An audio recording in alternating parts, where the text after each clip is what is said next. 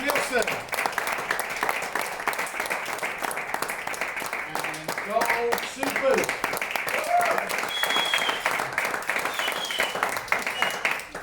So I want to ask them a question, and then we'll put your hand up and we'll do it all, in order. So, but between us, 30, 50, there's 60 years of experience in network marketing.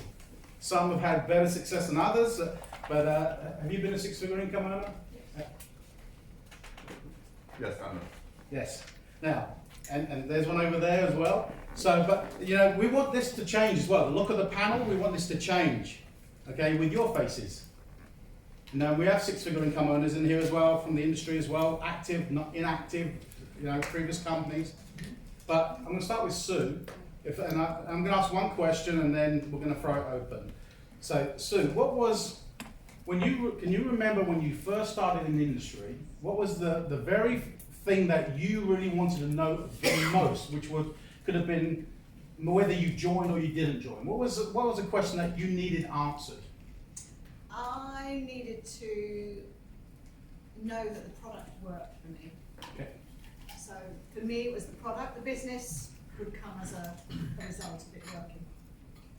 So when I looked at this, I was in the personal care. It was a personal care network, and Which you built to what level? Not necessarily rank, but size. about 15,000. In your team. Yeah. And kind of the top earner in Europe. The thing for me was definitely products, and I knew that if the products worked for me, that they could work for someone else. And I'd had an amazing result with the product. If you don't mind me asking, because none of this was prepared at all. This is literally 4 chairs we just thrown down. She didn't even. So, and how long ago was that? About 30 years ago now. So what was one of the most important decisions? What was one of the most important decisions joining Zinzino then? It was the trust. Nigel kind of put it in a nutshell, really. When we went to Barcelona, and thank you for spending that huge amount of money on the flights because of Barcelona Grand Prix. Come on, God, do you realise how much they were? Sorry. Was we needed to have the trust in corporates, we needed to have the trust in the people who we saw above. And because we had trusted people before and it had fallen foul because they weren't trustworthy. So it's because of you lot, really, we're here. But it was knowing that the company was behind us as well.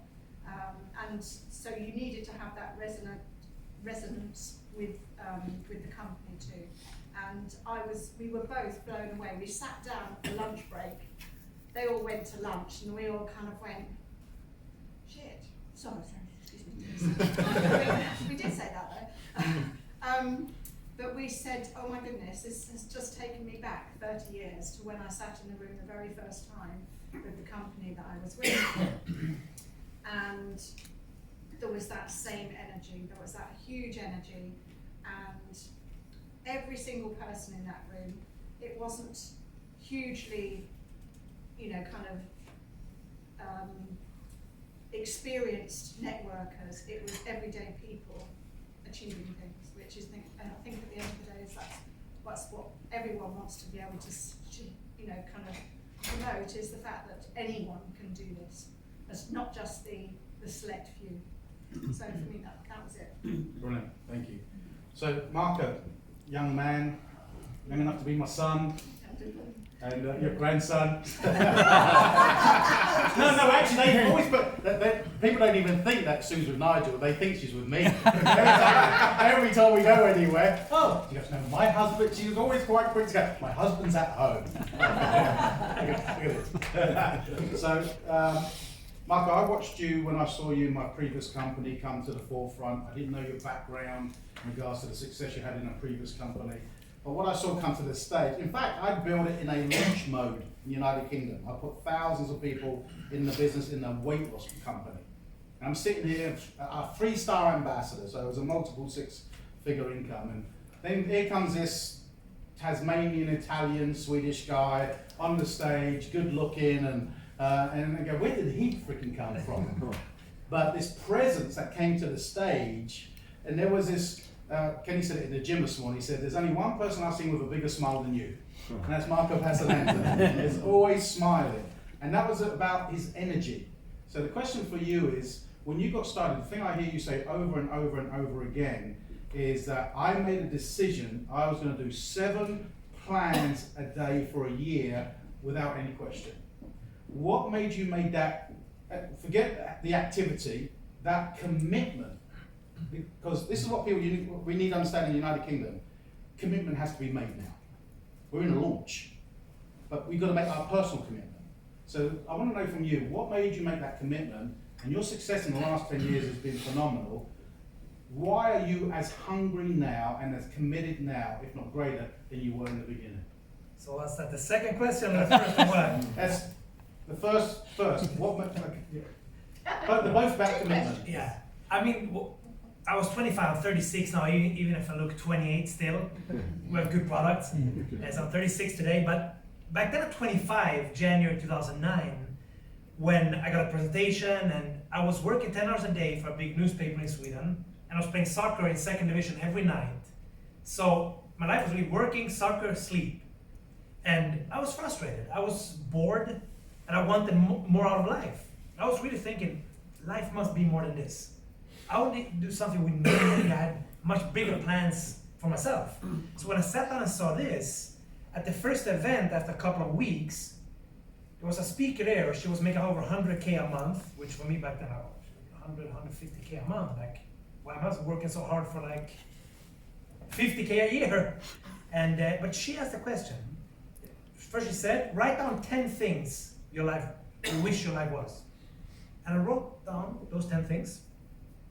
And then she said, what you're doing today, will that take you to what you really want? And for me, it was a big no. So it was actually after 3 weeks, I made a decision. I'm gonna give it 7 presentations per week. Because what I was doing would never take me to where I wanted to go. And even if people ask me in the beginning, how do you have time for all this? Time, we have 24 hours per day, 168 hours per week. If I work 8, play soccer 2, commute 2, we're 12, I still have 12 hours left. If I sleep 7, I still have 5 hours left. So I think the problem for people is that we don't prioritize our life correctly. I see our friends, they sit home Saturday afternoon watching Premier League and they're broke. And they're complaining they're broke. You have no right to sit home on your couch if you want more. If you're satisfied, absolutely, sit there, keep doing what you're doing. But I was not satisfied. And I was sitting at that couch watching soccer. Every Tuesday Champions League, every Wednesday Champions League, every Saturday Premier League, every Sunday Serie A. With my friends. Frustrated with our lives. So I made a decision. I'm going to sacrifice soccer time, watching TV time, for a couple of years, so I can be financially free, then I can get a season ticket watching Juventus every second week, if that's what I want. So it was that decision, that I wanted more, and I saw this as a tool that could give me what I want out of life. No matter what I need to learn, because whatever you knew it, you're gonna be crap. But even if I had to learn to lick stamps and put that on an envelope to give me my dream life, I would do that. I want the freedom. I wanted my life on my terms. And then my friends laughed at me when I started, so I had to continue. I couldn't quit, because then everybody would laugh at me. The proud Italian in you. Exactly. And then the second question, or we stay to the first one. Well, let's go. I was going to say. No, why I'm more excited than ever is because I've always worked in health in this industry. I've been full-time now over a decade and made 7 figures. And I said it because, look at me, I said it because I was 25 living in a 100K people city, started there, everybody said no on my list, I wrote 81 names, everybody said 2, said no. So I know, that you can start from nothing, and if you're willing to work hard, learn the skills, there's no limits.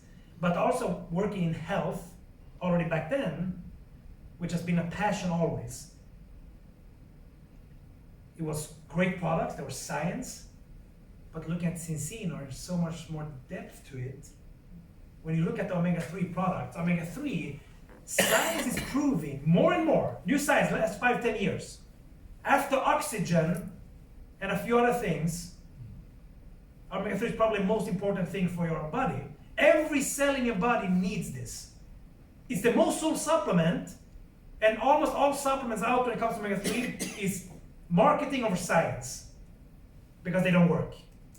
How can I say that? Because I have 7,000 customers, and I have tested so many people using other omega-3 supplements, and they're always out of balance. Some of them works because it takes them to semi-balance, but not to take them to balance. And if you read the science about what happens in your body if you're out of balance, trust me, it's easy to be excited about that. And then the business, this industry gave me everything I wanted out of life. Everything. And the most important is happiness. From the inside. Grow that self-esteem, be satisfied with yourself. Happiness, when you wake up with yourself every morning. So it's time to stop living whatever expectation of everybody else. That's why I'm excited, because it gave me everything I wanted out of life. So my biggest passion is helping people believe in their dreams, if they want more. Because it's possible. But even more important, help people believe in themselves. So I think Marco should get a little bit more passionate. Do you know what I mean? And now you can see why he has this aura about him, and not even sometimes. I retract that. I've not met someone with that amount of passion in my career in this industry. And this is so flippantly thrown around so many times. Passion without an ego. And I appreciate you for that. So we talked about commitment. Let's talk about discipline. I've not seen many people so disciplined as Richie, whether it be his running, whether it be his steadfastness, because Marco told Richie to come to this company, right? Or you joined it, or stayed. Tell that a little bit of that story and how you stayed disciplined even when where Marco's market was, it wasn't open, he had to go do something else. But you saw something, and you're the bedrock, because you stayed the course until Marco came back, and now they're like Siamese twins. Talk about your discipline, your mindset, and what's that's got you here today. Yeah, it's actually interesting because we were in a company, same company as you were before, and what we did, it was me, Marco, and this other lady. So we made a list of different traits that was important, like products, leadership, different things, and I think we had like 10 traits. So the maximum score was 100, and we did it separately, and we had 49, 50, and I think it was 51, and we just found out that we're not in the right company. So we started looking at different companies and found Zinzino, and we knew Örjan since before, and you knew him better than I did. I convinced you and her to take a look even. Yeah, I was skeptical from the beginning. And then we had a little argument, me and Marco, so we didn't talk so much. And then he says, I have done something. I was like, what have you done? I can't tell you. Okay? I was like, come on, give it to me. And then he said, I booked a ticket for me and this other lady to look at this company. It was Zinzino. I was like, you book a ticket for me as well, I'm going. So he booked a ticket and we flew to Norway. We met Örjan and Hilde, also Dag I think was there. And I just felt sitting in that room that this is, I would say, a company, but the people behind the company, it felt like this is my family. From the first time I sat there, I felt their values, I felt where they were going. And when I was flying there, I was still skeptical, but then when I flew home, I felt like 90%, I'm sure this will be the company. And there was one reason why I felt like that. And it's because I became a dad when I was 17 and a half, and my income has gone like this the last couple of years before. And I saw that people in this company, because there is so many customers, they were making a stable income that is growing if you work it. And that's what I was looking for from the beginning. And then I did my test. And when I got my score, I felt this is probably not my test. It has to be somebody else's. Too high. Yeah, exactly, because it was so bad. So Örjan said, no, it's your test. Okay, let's test some more people. We test my mom, we test my daughter, we could test a couple of people, and everybody were out of balance. So I understood the reason why people stayed in as customers, because they got the proof on paper, not the proof from what somebody else has said. And I felt this will be something where I can start and work for the rest of my life if this is my purpose. So that was basically the reason when Marco suddenly found another company, because Zinzino was only open in Scandinavia, so it wasn't ready for him and most of his different countries. I felt this is my home. But I always wanted to build together with Marco, and then now we're here together. So that's the start. Brilliant. And before we open it up now for questions, you said purpose. I think right now where we are also in the United Kingdom, particularly, we're talking about the United Kingdom, is don't stop customer gathering. Don't stop customer gathering. But have conversations with people that align with the purpose. You know, so easy we can sell the opportunity about you can first move advantage, you're gonna make a load of money. I would stay away from the income. And I would really be uplifting the purpose. There is one thing there that when I saw Zinzino, I saw that people had so many customers. I questioned, can I get customers? Because I never almost had customers before. So I decided to become good at customer presentations, home presentations. So it started out signing 0 out of 1, 0 out of 2, 0 out of, so it was a really bad start. But over time, I developed a system on how to do a home presentation. And it's basically just deciding what to do and do it over and over and over, and you become good. And eventually, I think I had 3 or 4 of them where I had 10 out of 10 become customers. And there was one thing that was a commonality in all the presentations. It was when I got the person to say they want to do a test 3 times or more, they almost always became a customer. So I believe when you're going for customers, get bigger groups. When you're going for business, one-on-one conversations is crucial. Good point. Right. Thank you guys and lady. So hands up, who's got a question? Throw it open. One fits. Got quite a few here actually. Just one at a time, we'll come back to you.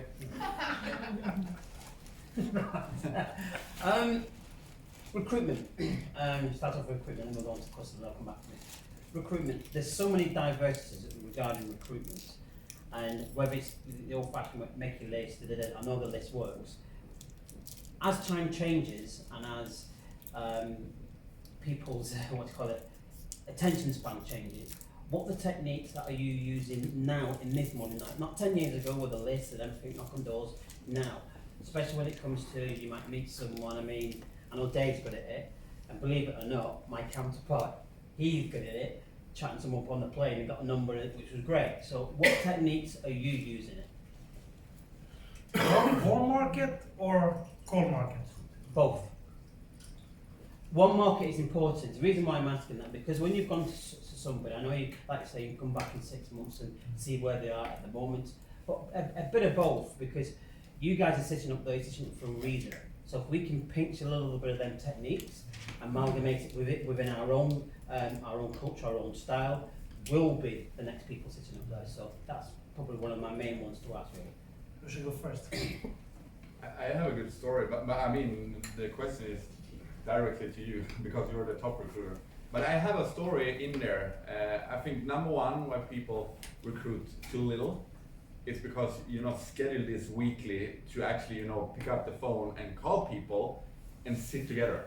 We were in my apartment and we had a sit together, and we were talking a little bit, and Marco forced me to call. It's always that first call. It's always the first call. Every time you do it, you're okay, I'll do it, and then you're rolling. Mm-hmm. So just get out the list.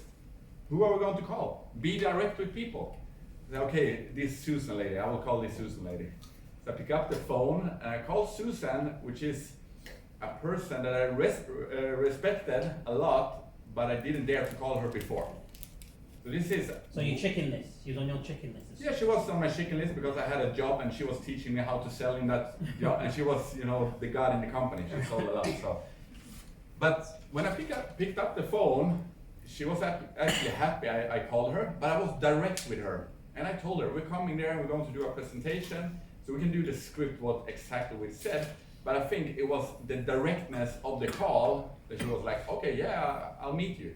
And then we met her in Malmö, we did a presentation, and she felt it's good, but the timing wasn't right. And you have to fill in the story on recruiting, because one is contacting, make a presentation, back to what Nigel said, the follow-up. Because she called him, we were in Stockholm, going to an event, and she called him and said, I don't remember exactly because I was driving in traffic. she says, I can't do it right now, timing is not right, so we have to Yeah. talk next year or something. And he's like, okay, I understand, yeah, let's connect again in a couple of months. And he hanged up, and I'm sitting next to him like, That's true. I just said, and when he hung up, I just said, did you just let it go like that? Yep. Now you text her like this. And I told him, Yeah. your time is very limited, or something like, but if we can show you a way how you in 5-6 hours, in 6 to 12 months, can earn more than you do on a job, and we can meet and talk about this over a cup of coffee, so we can lay out a plan how you can do that. Would that be interesting? And she said yes. You see, the lesson here I've just learned here, I was reading something the other day and I heard someone mention on social media, I'm not going to mention names, but he said some of the biggest leaders in this industry aren't the best presenters. They're not the most charismatic, but they become the best problem solvers. See, he took, this scenario, right? He accepted her issues, problems, lack of time. He didn't. He came back with a solution. Yeah. Yeah. Right? That's powerful. My first sponsor, I was working 18 hours a day in a bar, and my sponsor said, I said, I don't have time. He said, isn't that interesting? And he always used the third party approach. He didn't say, isn't that interesting, Dave? You should be. He said, isn't it interesting how people who don't have no time are so busy staying broke, they won't make time for success. He got me thinking in a third party perspective, like, that's me, without him talking to me directly. So become problem solvers. We all have 24 hours in a day. So, and that just hit me there, you know, the difference between them of ranks, but you've got to seize. And right now, in the next 90 days, you want to be looking for people, customer gathering, love on them, but you want these one-to-one conversations, and don't give them a way out. Give them the baseball approach. Is that the only issue then, Stuart? If time was not an issue, then would say you'd be, well, no, well, I've got another one. Give them the baseball approach. Give me 3 weak excuses, then you're not what I'm looking for right now, but don't close the door on them, love them, leave them, put them on the back burner and go find someone now. But at least don't drop the ball or the bat at the first excuse. That's a really good lesson there, so thank you, buddy. Scott, you were next. You want me to answer that as well? Because I'm the only one in Cincinnati Oh, sorry, recruited over 50 people 3 years in a row, and I will do it this year again. So, as you said, not what you did 10 years ago, I'm talking now because I'm, Yes. based on numbers, Yes. the last 3 years, I'm number 1 in the company. And how I do is like, so many, they want to text, they want to do this. Those, quit hiding behind the phone. Nobody take you serious, you're going to text somebody about a business. So drop that doesn't work. Because also what I did, some group have tried it, and I wrote down how many it led to, what happened, and been a disaster number-wise. So number 1, you have to call people. And I call somebody, we say, I knew you from the past, we've talked for 7 years. This is exactly what I will tell you. Just call you and say, hey Fitz, how are you doing? It's Marco Passanante, long time no see, what are you doing nowadays? And I don't have so much time, but the reason I'm calling you, because I remember you as ambitious, you're a business, you're an entrepreneur, Fitz. We have met for 7 years, and I'm expanding a business right now. I'm building a franchise concept or e-commerce business connected to health. We're expanding in the Plymouth area, Plymouth area right now, and I was thinking about you. If you're open for new opportunities, we need to meet for a cup of coffee. That's how I keep it. Key is, he will ask, yeah, but Marco, can you tell me something more? What is it? As I said, I'm building an e-commerce business, franchise or e-commerce business. Fitz, as I said, I don't have so much time to go through it right now. If you're open, let's meet.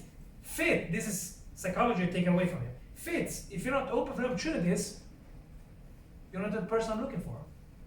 What do you say, shall we meet or not? If he said, no, I don't care. I'll put it on list, I call him 6 months from now. Okay, Fitz said, boom. I just said no for now, I'll put him in 6 months later. Call him again 6 months later. Or 3 months later. So I mean, never try to explain. I want to show him everything or nothing.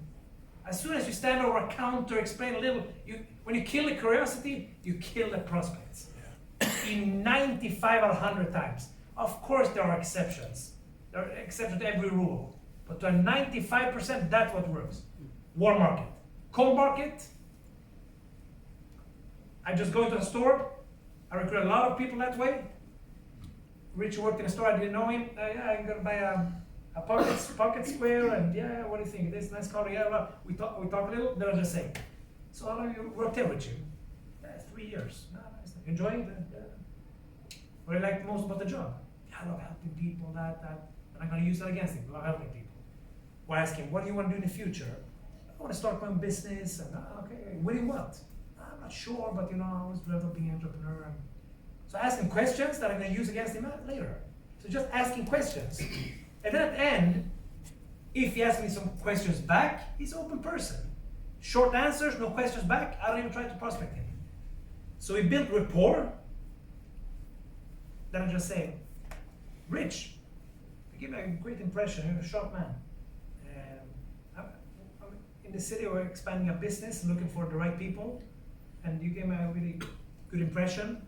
And expanding I'm going to franchise concept our e-commerce business connected to health, looking for right people, and you could be a fit.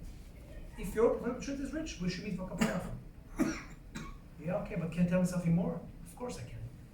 You're working right now at the right place, maybe. You know what? I'll take a number, and then I'll give you a call.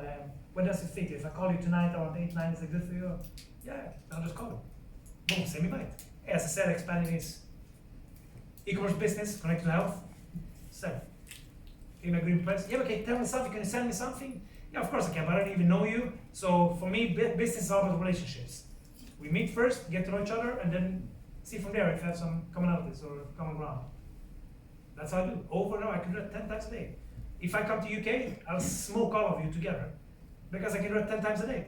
Not because I'm better, but because it's so easy, and I can do it over and over and over and over and over and over again. And so can you. That leads you into what you say to them when you bring the meeting then, doesn't it? Because you say you want to show them everything or you want to show them nothing. What are you going to show them in the meeting? Because that's the skill and that's the art. That may be, I know me personally, I wouldn't even know where to start with them, and I've been in the business 6 months. Yeah. So I wouldn't even, I haven't got the confidence to say let's meet. No, exactly. You know what I mean? Exactly. So, he said, Richie said like within 6 weeks, you should be away from your upline. But that's only if your upline is working this close with you for 6 weeks, which 99% of leaders in this industry, they don't do that. So they don't teach you the house. So if they're not comfortable in the house, you said a great thing. If they remember this, what I just said, most people in this industry fail because of their upline sucks. Because they don't feel comfortable in the house. Many, of course, they don't have a why strong enough, so they give up. But if they have hunger, you have to teach them the house. Until you make them comfortable in the house, they won't take action. I agree. So what are you saying to them in the meetings then? So if you were to meet me and we're once a week, you're going to show me, you're going to teach. That's a long answer, but tell me the business. But a very short answer. Number one is get to know you. Number one is get to know you. Great. So what made you come here? Why are you open for opportunities? What do you do? Why did you choose that? Great. And I want to, because in my questions in the beginning, if I can see why I have something that can be a fit for you. Because when I call somebody with Encino, I feel, in the presentation, it's the feeling I'm expressing. And I know when I call you, I'm doing a favor. We have a product that, one of the few products in the world that can prove it. And in a business, if you want more, if you want a better financial situation, which most people want, I can help you. If you want challenge, I can help you. If you want personal growth, I can help you. So it starts with that, asking questions, because I have to get a feeling that I have something that can help you. You want something more, or else be a customer, but you want something more. So that's what I want to find out in the question. Then I talk about my story, the products, override product to business, and then it's all about, boom, asking for next step. In the presentation, what most people do wrong is they never land the plane. What I mean by that was when I was coached by John C. Maxwell, he said, most salespeople or leaders, whatever, they just have long conversations with people. They never land the plane. That meaning you have to ask for next step. I would never do a presentation without trying to get you to next step. If I have no clue if you're interested, because people don't want to be pushy, I just ask. So what do you feel is the next step from you from here? To try to meet you where you're at. That's the secret in presentation, meeting people where they're at. Don't sit there with your agenda like too many, especially analytical people. You sit there like in the beginning of this industry. I met people. If I meet Scott, share my story, and I talk this much about the founder, the company, and the product in detail because that's important for me. No, it's about what's important for them, not for you. Same if you think this small or you think this big, you always, most people see it from your perspective. Meaning, if you think this small, you do this only for the product, only for that, and then you sit with a business person, you only talk about this small making 500 pounds extra, you scare away those prospects. Same if you think this big, and you talk about making 100K a month with somebody who just want to help people with a product to make 500 euros extra. Right questions up front, that's the secret to the presentation. Then the detail, we're creating a system where we're going to teach people exactly how you do every step in the presentation. I'm going to talk about that system today as well. Finalizing the presentation, so you're going to have everything, because we must be much better in the house as well. Network marketing, too many uneducated people start making money with no structure, system, nothing. No disrespect, I just mean that I agree. if you don't have a system and really step by step, it's just, oh, you just know what you want and take massive action. No, we need to know the house. Because I need to teach you the house, because when you're comfortable in the house, you'll go out and do it. And to get you comfortable in the house, I have to work this close with you for the first 6 weeks. Coaching meeting once a week. I have to force your calendar. When exactly this week you're going to do the meetings, when we're going to sit down and invite for 2 hours, when we're going to do this. Without that, nobody can build a stable business with the right education that lasts for decades. Impossible. Brilliant. I agree. Okay. But this is not de-edifying because but I thought Marco was saying in the house. I thought he was a house. Yeah, I thought he was in the beginning in the house. Marco's in the house. So good. So okay, Fitz. I've got one more. But yeah, Far away, it's fine. Go on.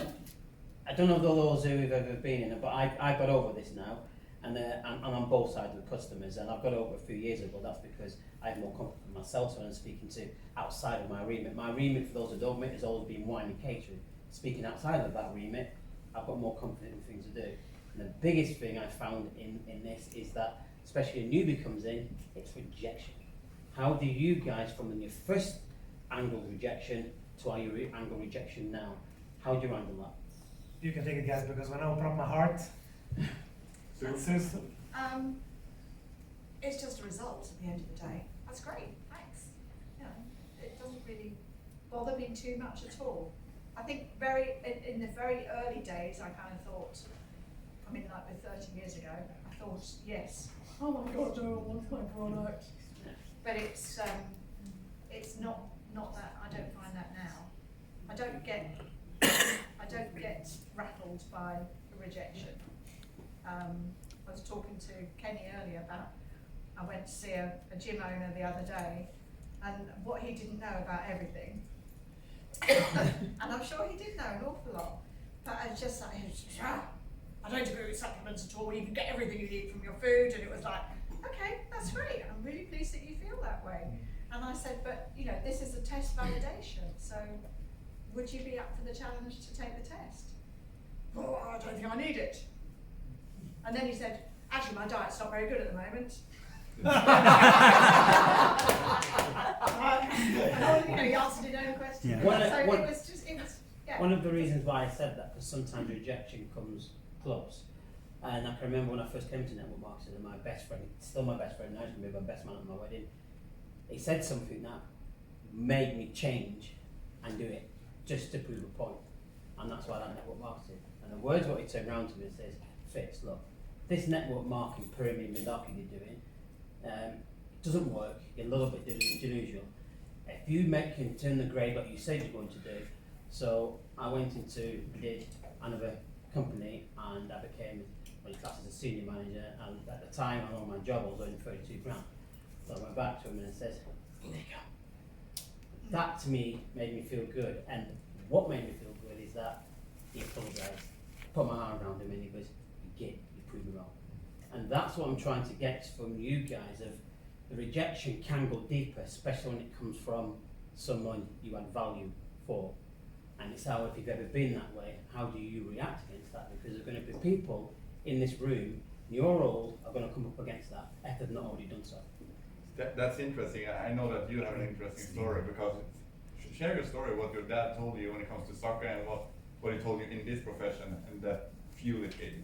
Yeah, I mean, when I was 15, there was this southern Sweden. Every area had the best players in every area, and I was in that team for southern part. And at 15, I was close to the national team at age, and I told my father I'm going to be a professional soccer player. And he always told me, "Stop dreaming. You will never make it." And all of this. And 15, that's hard.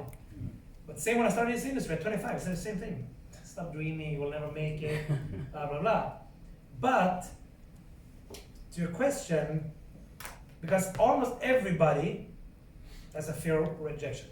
What will they think? What will that? I think it's our job. When I start somebody, if I started Richie today, I would kind of vaccinate and prepare him. Hey, what you will encounter here, you will hear this, you will that. I kind of prepare him for what he's gonna hear. And then if I have that conversation, I can also say, so knowing that, you said your dream is to give your daughter this kind of life, but you can have these opinions here. Are you willing to give up this to listen to them? No? Great. Let's contact somebody right now. We need your first rejections now. Because how we get over it, we need to do it. And in the Get Started meeting, that's where I have this conversation. Because in the Get Started meeting, we're gonna book 10 meetings directly. If I as a leader can't get him in a state so he calls, I call for him. First 3, 4, because you need to create the victories for the newest partner. I'm gonna call the first 3, 4 meetings and book for him. And then have him call something, even if I have to force him. Because if I don't force him, he won't do it. And if he doesn't do it, he can't have success. So I do it for him, not for me. What's interesting, you know about your father's perspective. You know, when I was exposed to the industry the very first time, I was in America, and you've got to remember the feeling you felt when you first saw something that got hope, that excited you, right? And so I was ecstatic. What were you excited about? I had no idea. But that feeling of potential and hope. And yet I flew back home, and guess who was my number one dream stealer? My mother. My mum. Why? She was brought up in Dr. Bernardo's at 1 year old. Never knew how to love. Never knew how to show love. She put food on the table, roof over the head, clothes on your back. So I saw a man, Barry Joy, who got me, he calls it the dream wheel. He got my dream wheel going again, and it was spinning.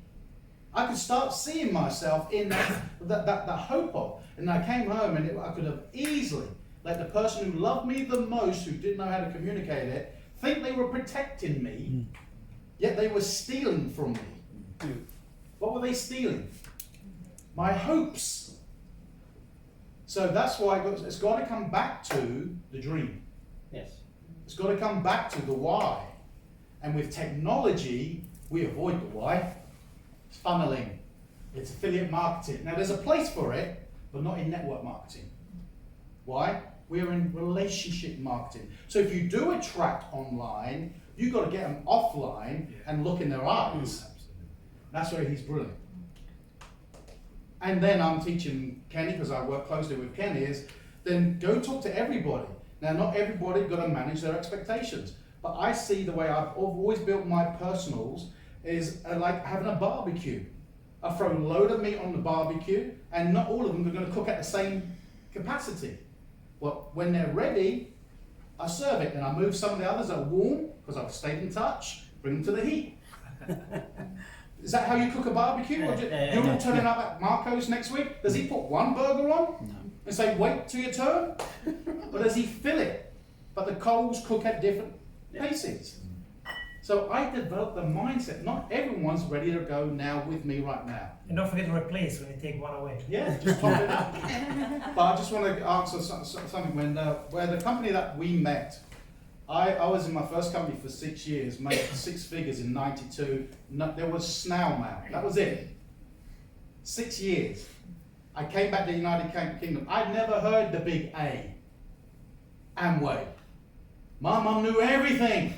The lady around the corner used to knock on our door trying to sell us washing up liquid. I said, but that's not what I've seen, Mum. I saw professionals building teams. This is what we're going to do in the UK. We're going to show people how to build professionally. But that builds relationships. So I did very well there, but I came out of the industry for 20 years, and then I became a restaurateur like Fitz, working 18 hours a day, 7 days a week. And I went into a coma. I collapsed, and for 3 days I was in a coma. I came to Frown, I had a 1-year-old baby, single dad, a 16-year-old son at home, and I went, I've got to do something. YouTube Nutrition, this 90-day challenge. Shoot. Then I get a call from someone saying, we're coming to the United Kingdom, we're looking for 6-figure income earners. I went, I'm one. I hadn't been in the industry for 25 years. I had no social life. I was working 18 hours a day. I had no contacts because I was working 18 hours a day for 4 years. And someone says, well, I'm coming to the United Kingdom, we've got an influencers meeting, but you've got to bring people with you. I swear to God as my witness, I got out the yellow pages and I made calls, I went on the internet and I found other people in the industry and hello, is that Sue Booth? Yeah, hey, you don't know me, my name's Dave Irons. We've never spoken before, but we're in the same industry. There's something big that's coming to the United Kingdom. And just, how dare you ring me, Dave? That's why I was about to ask you, Sue, were you open? Okay, clearly you're not. Appreciate your time. Hey, is that Scott Burgess said, you don't know me. I sponsored 28 people in a week and 25 of them I didn't know. Smack. Why? You know why? I did not want to be a dead dad and leave a 1-year-old behind. My passion, my dream was bigger than rejection. We've got soft. We've got soft in Britain. Well, I'm comfortable. What if they don't like it? Come on. Well, it's all right for you guys, you're at the front. No. I get more rejection today than you do. He gets more than me. Why? He speaks to more people than me. But you're only seeing the results. Well, people don't share the negative though. You don't need to. No, but sometimes you do. You're saying that Marco gets lots more rejections. Yeah. But we don't hear the rejections, we just see the good. Yeah. You know, But the rejection is you like, get the feeling at times though that everybody that Marco talks to, he sponsors. Every potential customer he gets. I get more no's than yes. Well, but that's I don't what I mean, care. I've never heard I'm that. doing him a favor. He said no. But you Well, never heard yeah, that. that's what I think of myself. But you never heard that. Oh, he doesn't know what he's missing. Laughing for myself. Wow. So then it makes you feel as though Makes you're me doing feel something amazing. wrong and you can't because you aspire to be a Marco who's the leader in the company. Yeah. Go And and every collect. single person This that is you the secret. speak You want to, success? Every single Go out person and you collect speak to 300 comes no's. to you, but you don't. Go out and collect 300 no's and you have results. That's how easy it is. yeah, I mean, the But thing that's is, what we don't hear. Collect no's instead of counting yes. Collect. Okay, do at least 100 no's. Sitting with people doing presentations, then you know you're gonna have some progress. and what will happen is your yeses gets more, but you got to, yes, Liz. I'd just like to say, I think when someone says no to me, I just feel sort of quite sorry for them because they're missing out on an amazing product. But they're not saying no to me, I've done nothing to upset or hurt them. And it's only, if I ever felt like that many years ago, and I haven't felt like that for years, but they're not saying no to me, so my ego hasn't gone out of control. Yeah. It's not me they're saying no to. Remember, we're the messenger, right? We have to be the messenger. Of course, and I know nothing about it, about how the product works, and I certainly don't know anything about technology, but that isn't important because that's not what I am trying to pass over to anyone. All I'm saying is, for the last 4 years, I have been searching for someone that will take a blood test because I've always had one question since my last business, and that was, how do I know that what I'm putting in my body and on my body works for me? And Sue helped me I found a company in America, I found one in China, and then Sue said, I found what you're looking for, there's a company in Norway that will do what you've been looking for at a price that you can afford. Well, great I line. said to you, you're going to love this. This is Norwegian. Well, I'm not, my father was. Oh, all right, half Norwegian. Yeah. But I said, you're going to love this one, Liz, because they're from your way. So she went, I mean, And that's as simple as it was, because I trusted me, because if I don't trust me, I'm not going to trust anyone else. Yeah. And I've known Sue for a long time because I made her sign me up in her company with a deal with two of my friends, and I've actually signed my 2 diamonds up in my past business. The last one was today.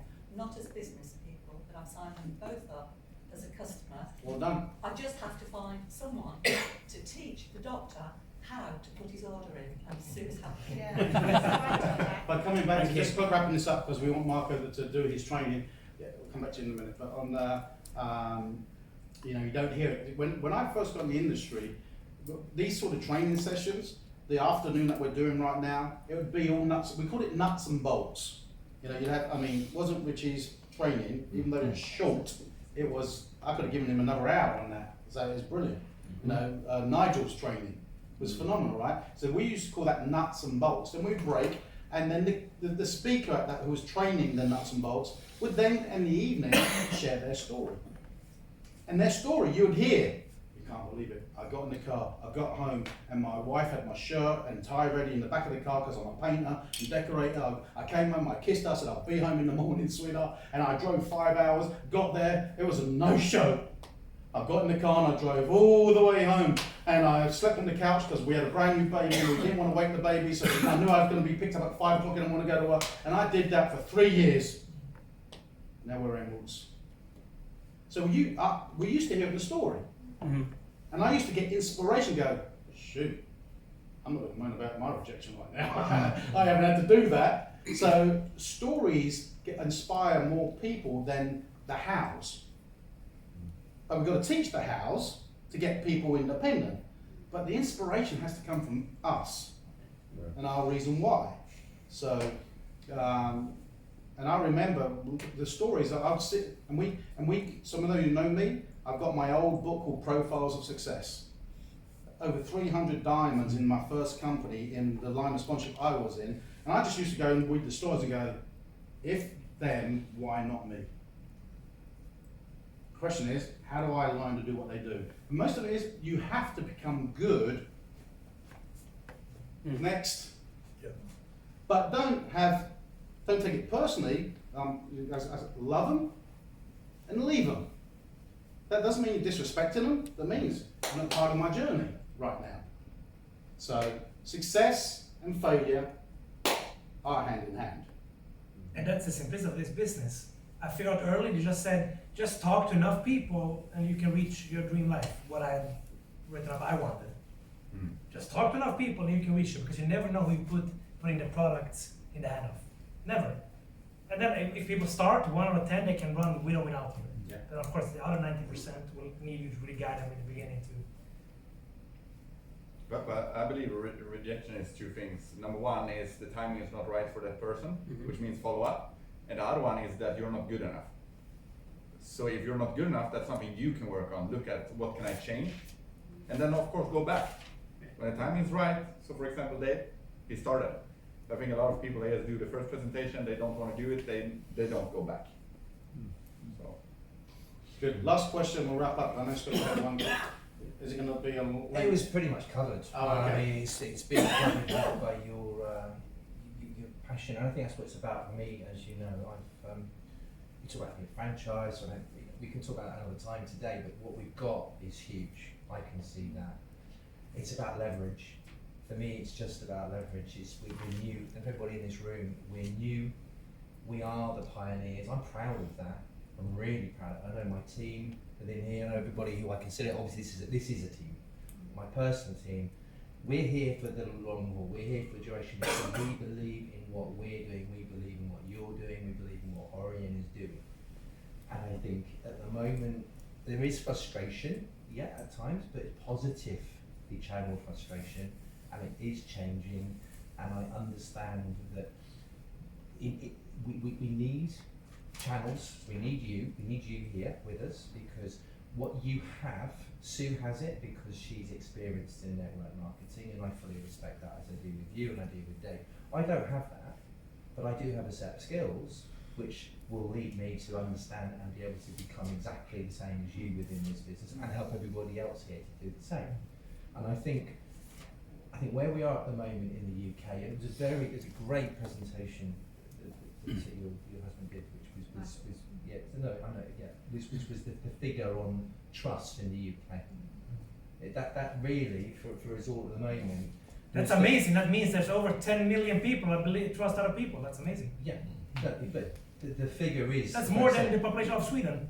The figure is phenomenal. But I think what we need now is to understand there's more structure coming. It wasn't so much a question. In a way, I think I'm just feeding back some of the feeling that we've got, which is very positive. But like I say, there's been some frustration. There's a need for what we have.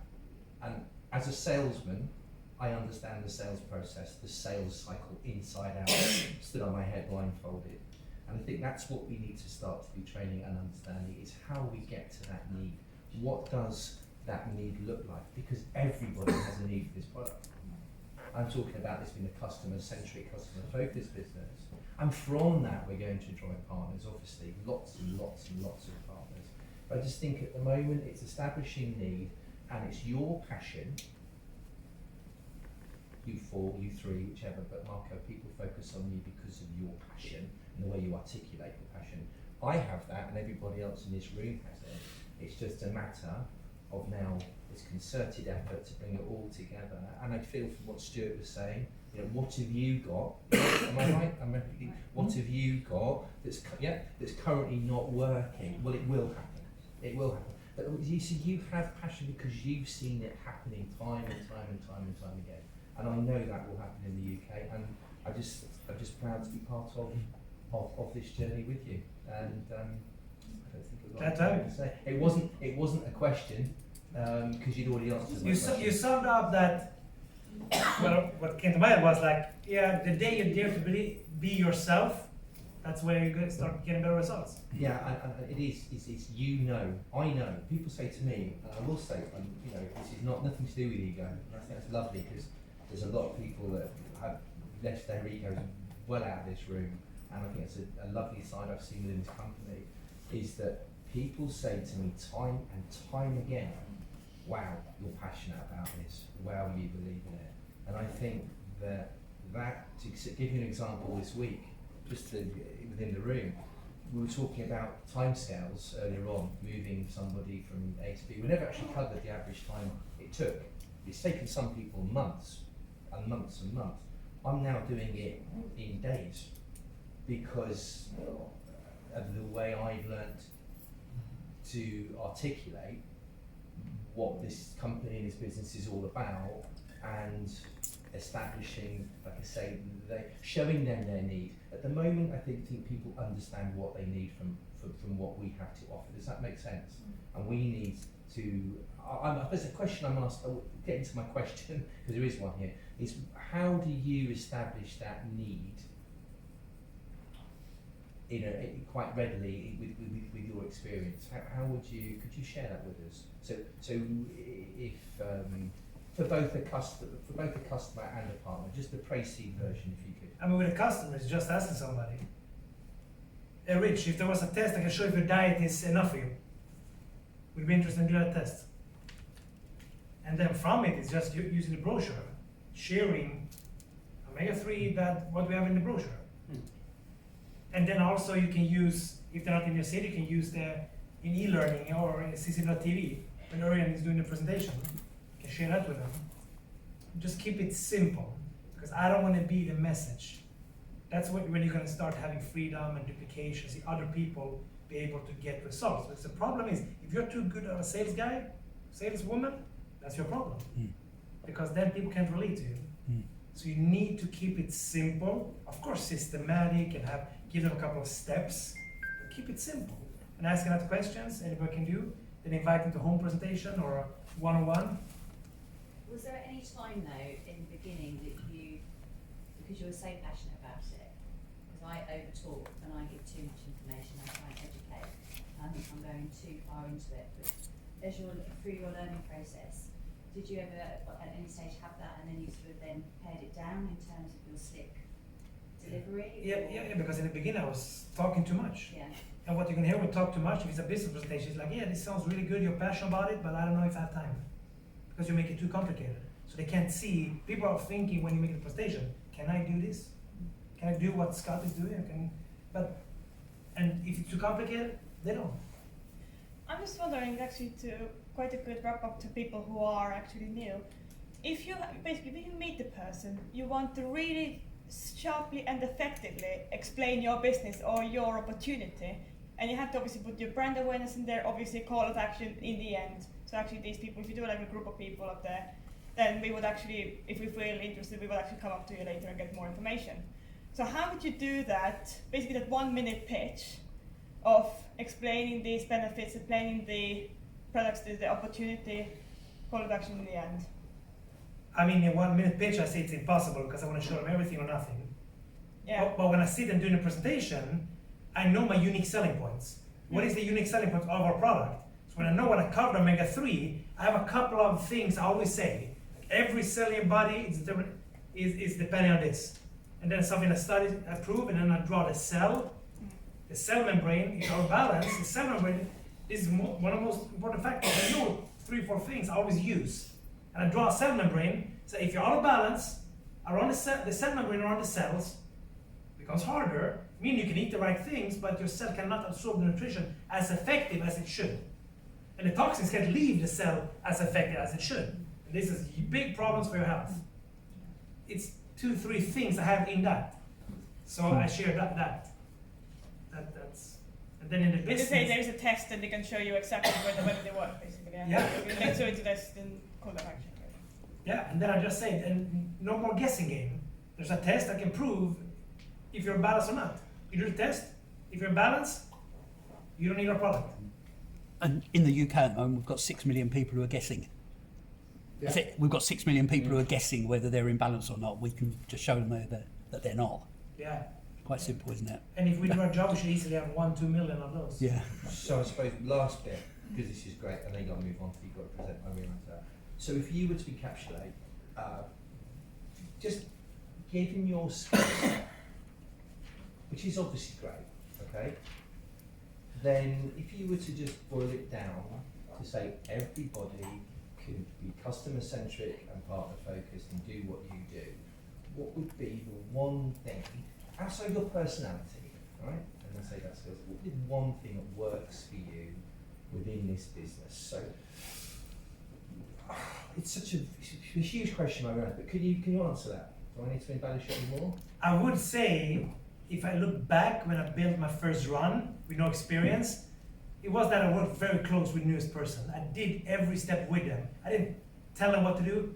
I did it in front of them. I showed them. I did it with them. That's how I create independent people. That's the secret to success. That's what I need to know. Really. But there's also, I mean, your first presentation, the sponsor didn't show up, so you had to take ownership from the day one. Yeah. So you took My responsibility. sponsor didn't live in Mercedes. He was in Mercedes, so he was driving a Saturday to me. I had booked meetings. The Thursday night he called me and said I can't make it, something with the family. So I had to do the presentation myself. After that, I never used him. Yeah. So I did everything my own, and I did everything wrong. So I had to learn the hard way. I just took action, knew what I had, and didn't look at results, just focused on activity. Okay, that's answered that. Thank you. There's one thing, going back to what you said before when it comes to presentation. I think presentation is one thing, but then third-party tool. Who are you using? And I don't know if you've seen it, but we have on YouTube, if you go, you put in OneMondo. It's OneMondo? Isn't it? Yeah. It's like a 2-minute video with Marco. So if you do a business presentation and don't use this tool, it's really stupid, because he will share a little bit his story and what he went through when he started, and social proof is so important for people. So I think Yeah, look at that. If you like it, you can use that as a third part. I will work on this guy as well, just from a psychological aspect. You hear it from somebody else, Yeah.